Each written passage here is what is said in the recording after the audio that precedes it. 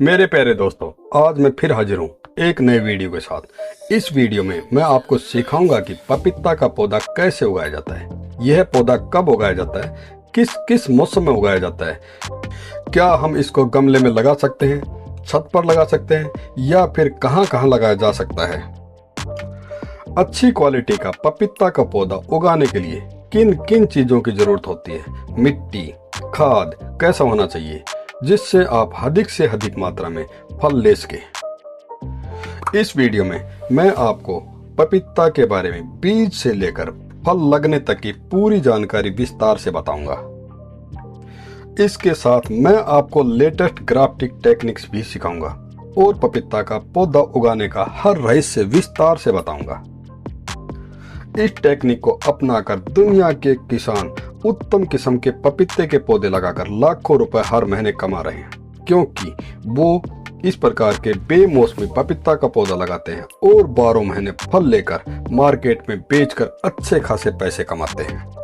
हाँ दोस्तों, हम वीडियो काफी मेहनत से बनाते हैं ताकि आप भी इस टेक्निक को सीखकर अच्छी किस्म के पपीते उगा सके और हर महीने लाखों रुपए कमा सके। लेकिन हमें खेद है, आप सीखने के बाद भी हमारे वीडियो को लाइक और सब्सक्राइब नहीं करते हैं। आपका एक लाइक और सब्सक्राइब आपके लिए अच्छा वीडियो बनाने के लिए हमें मोटिवेट करता है। इसलिए वीडियो शुरू करने से पहले लाइक और चैनल को सब्सक्राइब जरूर करना। दोस्तों, आपका ज्यादा समय नहीं लेते हुए यानी ज्यादा समय वेस्ट नहीं करते हुए वीडियो को शुरू करता हूँ। दोस्तों, पपीते के पौधे की सबसे अच्छी खासियत यह है कि यह पौधा बीज से लगाने के बाद 6 महीने के अंदर ही फल देने लगता है और किसान भाइयों की पहली पसंद है। यदि हम इसकी मिट्टी, खाद, पानी और सूर्य की रोशनी का ध्यान रखें तो यह सबसे अच्छी फसल देता है। सबसे पहले आपको जानना होगा पपीता का पौधा कैसे लगाया जाए, यानी इसको बीज से लगाए या फिर कटिंग, ग्राफ्टिंग से लगाया जाए। किस टेक्निक से हम जल्दी और अच्छी क्वालिटी के फल ले सकते हैं। इसकी पौध उगाने के लिए आप इसके अपने घर में पहले से तैयार पपीते के बीज से उगा सकते हैं या फिर मार्केट से अच्छी क्वालिटी के बीज खरीद कर भी उगा सकते हैं। हमारे देश में यानी भारत में सबसे अच्छी क्वालिटी के बीज ताइवान 786 होता है, जो काफी मीठा और स्वादिष्ट होता है। साथ साथ मार्केट में भी इसकी बहुत ज्यादा डिमांड होती है। सबसे पहले अच्छी क्वालिटी के बीज लेकर 24 घंटों के लिए पानी में भिगो देना। बीज को भिगोना इसलिए जरूरी है कि भिगोने से बीज की परत नरम और ढीली हो जाती है। इसमें नमी, जरूरी पोषक तत्वों को अंदर जाने में आसानी होती है और बीज का अंकुरण प्रक्रिया भी शुरू हो जाती है। यहाँ पर आपको ध्यान देना है, जो बीज पानी में नीचे सेटल होते हैं उन्हीं का प्रयोग करना है और जो बीज पानी में या पानी के ऊपर तैरने लगते हैं उनको निकालकर फेंक देना है। अब आपके पास बीज तैयार हैं, आप इनको नर्सरी में छोटे छोटे पॉलीथीन बैग्स में लगा सकते हैं या फिर आप डायरेक्ट जमीन में भी इनको लगा सकते हैं। इसके विपरीत जो लोग ज्यादा मेहनत नहीं करना चाहते वे पौधे को डायरेक्ट नर्सरी से भी खरीद सकते हैं। लेकिन नर्सरी से खरीदते समय आपको कुछ बातों को ध्यान रखना होगा। पौधा कम से कम 30 या 35 दिन पुराना होना चाहिए। छोटा पौधा खरीदने से कुछ पौधे नष्ट हो सकते हैं और आपके पैसे की भी बर्बादी हो सकती है। जो किसान भाई खुद मेहनत करके खुद लगाना चाहते हैं वे मिट्टी, कोकोपीट, वर्मी कंपोस्ट इन सभी को मिक्स करके जो काले रंग के नर्सरी के पॉलीथीन आते हैं उनमें लगा सकते हैं। नर्सरी बैग को मिट्टी से भरकर बैग में 2 या 3 बीज लगाना, क्योंकि कुछ बीज उगते ही नहीं है यानी जर्मिनेट नहीं होते हैं और खराब हो जाते हैं। यदि किसी बैग में सभी बीज उग भी जाते हैं तो आप बैग में एक ही पौधा रखना, बाकी को पाड़ कर निकाल देना है। जब आपका पौधा 30 या 35 दिन का हो जाए आप इसे बड़े गमले या जमीन में लगा सकते हैं। यहाँ पर सबसे महत्वपूर्ण बात यह है आप किस प्रकार की मिट्टी का यूज करते हैं। पपीता का पौधा उगाने के लिए मिट्टी के बारे में जानना बहुत जरूरी होता है। पपीते के पौधे के लिए सबसे अच्छी मिट्टी वो मिट्टी होती है जो पानी को सोखती नहीं है। मतलब ऐसी मिट्टी होनी चाहिए जब हम गमले में पानी डालें तो एक्स्ट्रा पानी गमले के नीचे छेद से निकल जाए और मिट्टी गीली रहे। पपीते की जड़ों में पानी खड़ा नहीं होना चाहिए, इसलिए इसके लिए सैंडी सॉइल होना जरूरी है। यदि पपीता के पौधों की जड़ों में पानी खड़ा रह जाए तो इसकी जड़ें पानी को सहन नहीं कर पाती, क्योंकि इसमें फंगस लग जाती है या कोई और बीमारी लग जाती है और तुरंत में पौधा मर जाता है। इसलिए पपीता के पौधे के लिए मिट्टी का विशेष ध्यान रखना जरूरी होता है। अब आपके पास सैंडी मिट्टी है और तैयार पौधा है।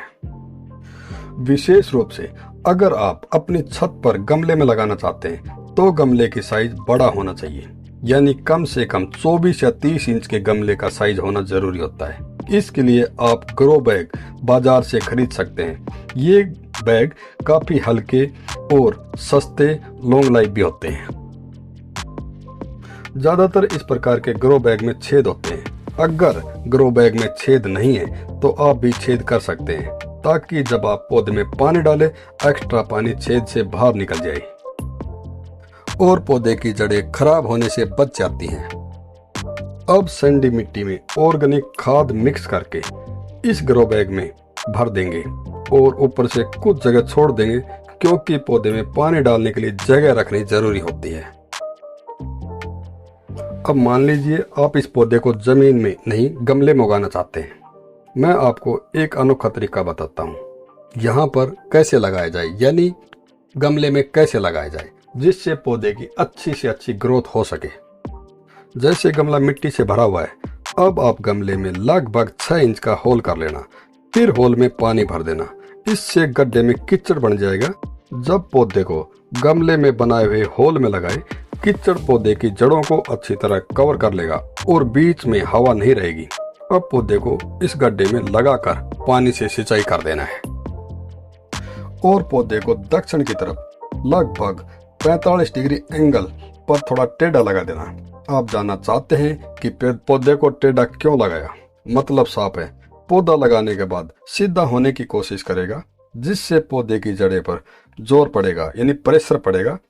पौधा रेत से ऊपर मोटा होने लगेगा और जड़ें जल्दी से जल्दी जमीन को पकड़ बनाएंगी।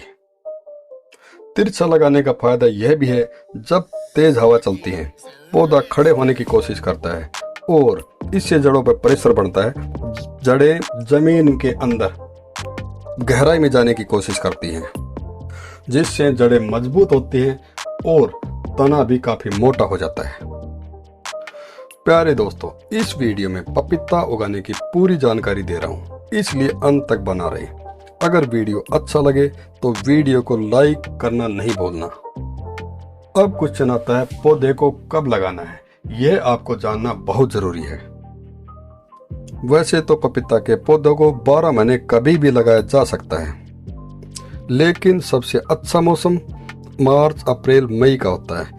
केवल दिसंबर और जनवरी का इसके लिए अच्छा नहीं होता, क्योंकि इस समय ज्यादा सर्दी होती है और पपीते के पौधे को सर्दी पसंद नहीं है। इस समय इसकी ज्यादा देखभाल करनी पड़ती है। जब पौधा छोटा होता है, इसको सर्दी से बचाना भी पड़ता है। इसको सर्दी से बचाने के लिए प्लास्टिक कवर से ढक सकते हैं। इससे पौधे को सर्दी से बचाव हो जाएगा, लेकिन सूरज की रोशनी इसको पूरी मिलती रहेगी। इस प्रकार की देखभाल केवल पहली साल ही करनी पड़ती है। बाद में पौधा काफी जवान हो जाता है और मजबूत हो जाता है, जिसे सर्दी से ज्यादा देखभाल की जरूरत नहीं पड़ती है। अब दूसरा पॉइंट आता है, पौधा फल कब देता है? पौधा लगभग 8 महीने बाद फल देना शुरू कर देता है। इसके बाद लगातार फल देता है। यदि आप मार्च में, अप्रैल में पौधा लगाते हैं, आपका पौधा जनवरी, फरवरी में फल देना शुरू करेगा। अगर पौधे की देखभाल सही ढंग से की जाए तो फल की क्वालिटी भी अच्छी होती है। पौधे की अच्छी देखभाल के लिए इसको जरूरी पोषक तत्व भी देना पड़ता है। अब क्वेश्चन उठता है, पौधे को किस प्रकार की खाद की आवश्यकता होती है? ये ध्यान देने लायक बात है। पपीते के पौधे को स्पेशल उसको खाद देते समय उसकी उम्र का ध्यान रखना है। अगर पौधा छोटा है तो अलग तरह का खाद देना है, यदि पौधा बड़ा हो तो अलग तरह का खाद देना है, अगर फलों का टाइम है तो अलग तरह का खाद देना होगा। फल में मिठास डालने के लिए अलग तरह का खाद डालना पड़ता है। इन चीजों को आपको ध्यान रखना बहुत जरूरी है, इसलिए पौधे को कब कब खाद देना आप इसको अच्छी तरह समझ लेना। जब हम पौध को निकाल कर गमले में पौधा को लगाते हैं, पहले 30 दिन पौधे पर हर हफ्ते 1 या 2 पत्ते आएंगे। 1 महीने बाद 6 से 8 नए पत्ते आएंगे। इसके लिए सबसे पहले कुछ गोबर का खाद मिट्टी में मिक्स करके गमले में डाल देना, यानी पौधा लगाते समय ही उसको खुराक की जरूरत होती है। उसके बाद हर हफ्ते पौधे की जड़ों में कुछ खाद डालना है। इसको आप ऑर्गेनिक खाद भी डाल सकते हैं, जिसमें गोबर, वर्मीपोस्ट या फिर गोट मैन्योर भी हो सकता है। अगर केमिकल फर्टिलाइजर की बात करें तो इसमें NPK डाल सकते हैं, जो बराबर बराबर मात्रा में होना चाहिए। NPK का पूरा नाम नाइट्रोजन, फास्फोरस और पोटाशियम होता है। इसका मतलब यह हुआ अगर बराबर मात्रा में नाइट्रोजन, फास्फोरस और पोटाशियम चाहिए, यानी तीनों खादें नाइट्रोजन, फास्फोरस और पोटाशियम बराबर मात्रा में होनी चाहिए। बराबर मात्रा में खाद डालने से पौधे की ग्रोथ फास्ट हो जाती है। इसको हम वेजिटेटिव ग्रोथ भी कहते हैं, जैसे पौधे के सभी भागों की ग्रोथ बराबर बराबर हो, तने, ब्रांच, पत्ते एक साथ एक जैसे बढ़े। इसलिए पहले 4 महीने तक यही खाद चलेगा। अब उसके बाद मानो पौधों पर फूल लगने लगे, आपको खाद से नाइट्रोजन हटा देना है और पोटाशियम, फास्फोरस दोनों को बराबर बराबर डालना है।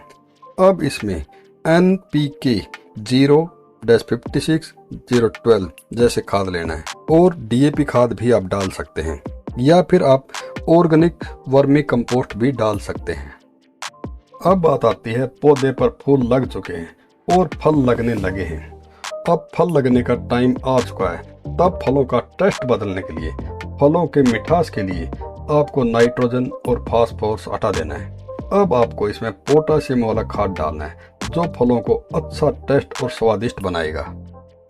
दोस्तों, अभी हमारा वीडियो खत्म नहीं हुआ है, इसलिए आप वीडियो में लगातार बने रहें। वैसे अच्छे फल पाने के लिए पौधे को बीमारियों से भी बचाना है। कई बार पौधे पर फंगस, इंसेक्ट जैसी बीमारियां लग जाती हैं। हमें पौधे को बीमारियों से भी बचाना होगा, तभी हमें उत्तम किस्म के फल मिल सकेंगे। यदि हम केमिकल खाद का प्रयोग करते हैं तो 80% चांस होते हैं पौधे पर बीमारियां आ सकती हैं। दूसरी तरफ यदि हम ऑर्गेनिक खाद का प्रयोग करते हैं तो 80% चांस है पौधे पर बीमारियां नहीं आएंगी, क्योंकि केमिकल फर्टिलाइजर का प्रयोग करने से अलग अलग रेशों में तत्वों का प्रयोग होता है। पौधे को किस तत्व की जरूरत होती है हमें नहीं पता चलता। किसी पर्टिकुलर तत्व की पौधे में कमी होने से फंगस या कोई और बीमारी जैसी पौधे में आ सकती है। ऑर्गेनिक खाद बैलेंस खाद होता है, इसलिए पौधे में बीमारियां लगने का चांस कम हो जाते हैं। लेकिन पौधे को केमिकल फर्टिलाइजर यूज करने से, ओवरडोज देने से भी बीमारियां आ सकती हैं। इसलिए पौधे को प्रॉपर न्यूट्रिएंट देने के लिए अगर किसी प्रकार के खाद की मात्रा कम या ज्यादा होने से बीमारियां आ सकती हैं। यदि प्रॉपर मात्रा में पौधे को खाद दिया जाए तो 80% चांस होते हैं पौधे में बीमारियां नहीं लगेंगी। अब बात आती है 20% बीमारियों की, जैसे फंगस या इंसेक्ट अगर पौधे में लग जाए, जिससे पौधे के पत्ते मुड़ने लगते हैं, या फिर फल पर सफेद दाग आ जाते हैं, या फिर कीट लग जाते हैं। इनको आप नहीं रोक सकते। इसलिए भी हो सकता है यदि पौधों की जड़ों में ज्यादा पानी खड़ा हो जाए, इस वजह से भी फंगस आ सकती है, क्योंकि जड़ों में प्रॉब्लम हो जाती है। इसलिए पपीता के पौधे को प्रॉपर हवा पानी देना जरूरी होता है, जिससे आप बीमारियों से बचा सकते हैं। अब आपकी जानकारी के लिए बता देते हैं, एक पपीता के पौधे में एवरेज कितना फल लगता है। एक अनुमान के अनुसार लगभग एक पौधा एक सीजन में 40 से 50 किलो फल दे सकता है। एक बात आपने और सुनी होगी, पपीता के पौधे मेल या फीमेल होने जरूरी होते हैं, तभी फल लगते हैं। हाँ, यह बात सही है। इसका जवाब यह है, अगर आप हाइब्रिड बीज लगाते हैं तो आप एक पौधा लगा सकते हैं। इसमें मेल या फीमेल की जरूरत नहीं होती।